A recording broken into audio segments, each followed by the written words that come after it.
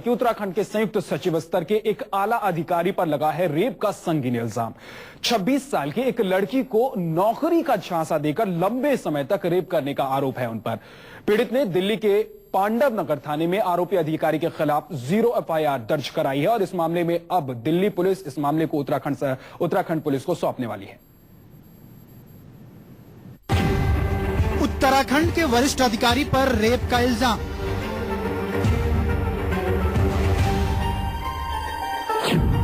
संयुक्त गृह सचिव पर लगा किडनैप का आरोप।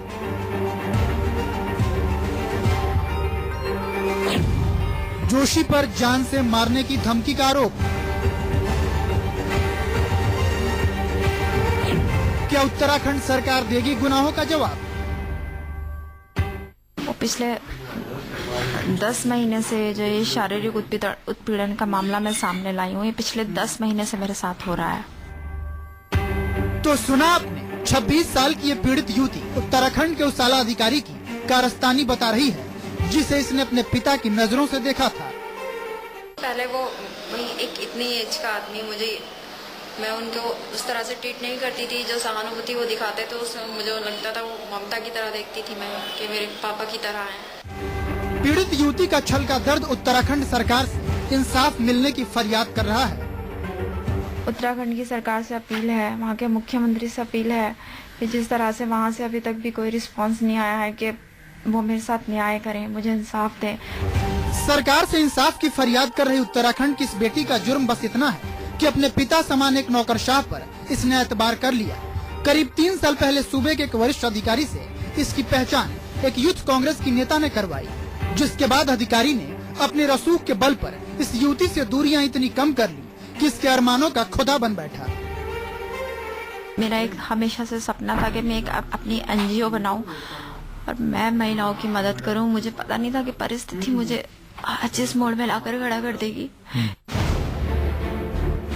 अब जरा उत्तराखंड के वरिष्ठ अधिकारी का तारुफ हम आपसे करवाते हैं, जिन पर इस युवती ने संगीन इल्जाम लगाए हैं। नाम JP जोशी, ओहदा संयुक्त गृह सचिव उत्तराखंड।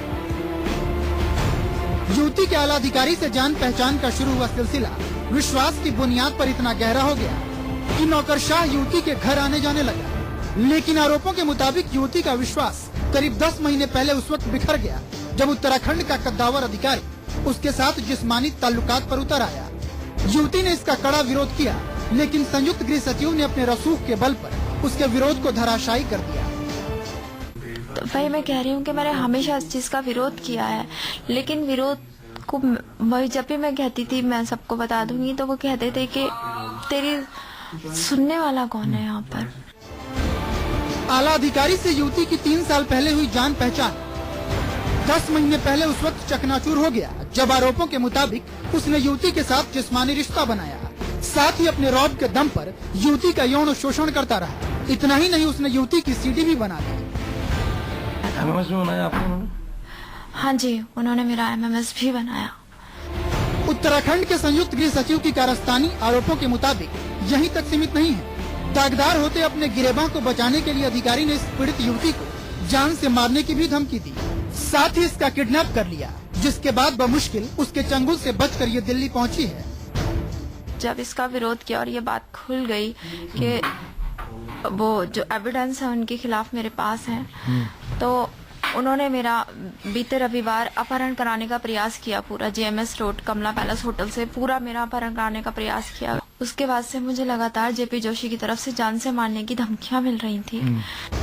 पीड़ित युवती ने दिल्ली के पांडव नगर थाने में आरोपी अधिकारी के खिलाफ शिकायत दर्ज कराई है, जिसके बाद दिल्ली पुलिस ये केस उत्तराखंड पुलिस को सौंपेगी। इस मामले की इन्वेस्टिगेशन उत्तराखंड पुलिस को सौंप दी जाएगी दिल्ली पुलिस के द्वारा, और बाकी कार्रवाई उत्तराखंड पुलिस ही करेगी।